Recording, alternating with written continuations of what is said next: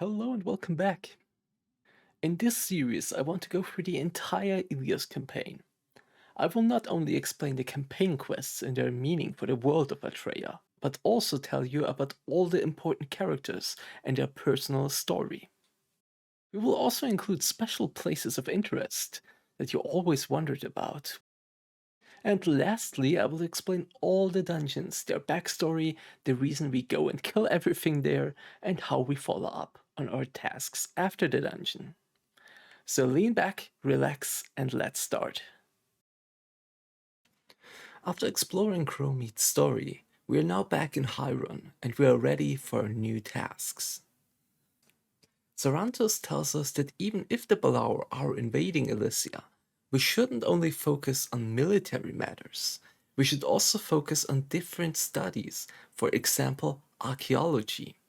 Thousands of years ago, we already fought the Balaur, and we'd gotten quite good at it. But so much knowledge was lost in the Cataclysm. I've seen the ruins of an ancient city on Vizel's Peak. There are strange engravings on the old stone walls. And some seem to be about the Balar. On our search, we found an ancient stone tablet that depicts some kind of city. As we try to find out more in the library, we get to talk to a scholar named Epikio.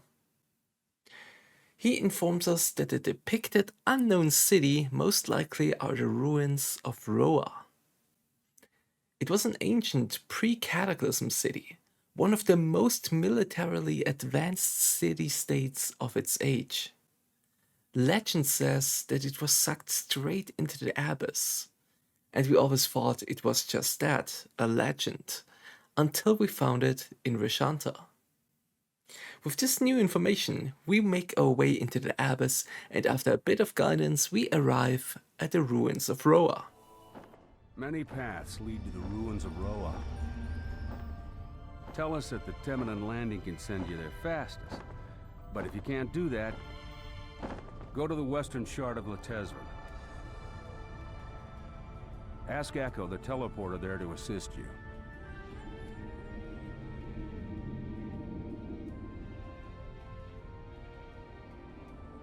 After Echo's teleport, you can fly to the city.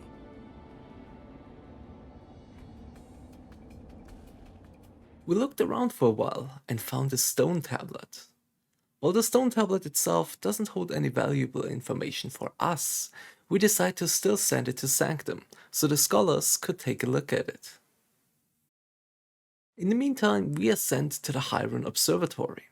Aphesios, the etheric field protector, tells us that when he first came here to Heiron, all the lands here were lush, verdant forests. Since then, he has watched the lands succumb to decay. So it seems something similar to Outland is happening here. The decayed grove was once a beautiful, verdant forest. But over time, it changed into the blighted place you see now.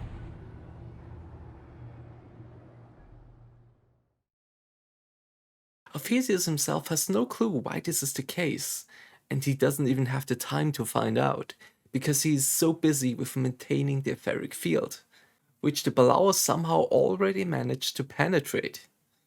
So he asks for our help. We shall collect some samples that will help with figuring out what is going on here in Heiron.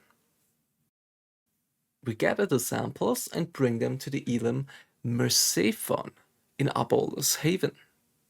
Abolus Haven is an interesting little town where humans and Elim live side by side. Trajanus, one of the oldest Elim here, tells us that these samples are corrupted, and it is not a natural occurrence. Humans are doing terrible things in the Poya jungle. Even the Elim are getting infected and corrupted, so we are sent to Abolu. He holds the power of life and death over the Elim. He will judge what will happen with the infected Elim. As we report the situation to Abolu, he agrees that the corrupt Elim must be destroyed, but he says their souls may be freed from their twisted shells. But this will require greater magic than he alone can bestow. So we are sent to Puera to meet Damino, and then to Lodas in Altnan. Without any hesitation, both Lodas and Damino give us the essence of their power. We bring their essence to Abolo and receive his blessing. Lord Arbalou wants to give you something special. Well, why are you standing there? Pay your respects. The Deva is ready now, Lord Arbalou.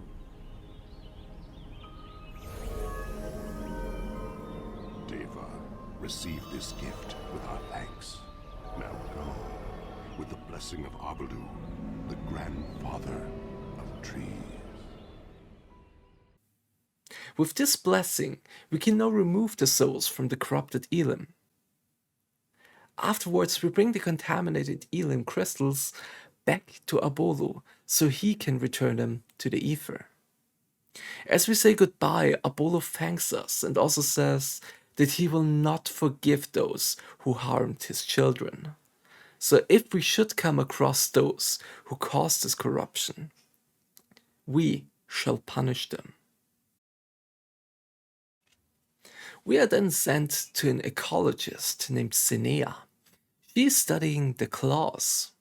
While people first thought the Klaws were merely transformed pot crabs by the cataclysm, thanks to her research, we know better. Compared to pot crabs, the Klaw have remarkably high intelligence and form well-organized and complex societies. However, due to their high intelligence, it makes them excellent hunters, and they threaten the survival of other animals. Simply killing them would only be a short-sighted plan. Instead, Sinea wants us to collect samples from them. As we hand her the samples, she tells us that the Klaw can adapt themselves perfectly to completely different environments. For example, they live here in the jungles of Heiron, but they also live in the Altman desert. To her surprise, the samples are completely different from the Klaw cells she had collected in Altman. They are practically a different species. These Klaw are evolving at a very rapid pace, so in this case, the short-sighted solution of killing them is the best option. But randomly killing some is not what we want. We want to destroy the eggs. Destroying them will lure out their queen, Taklaw, and we can then kill her.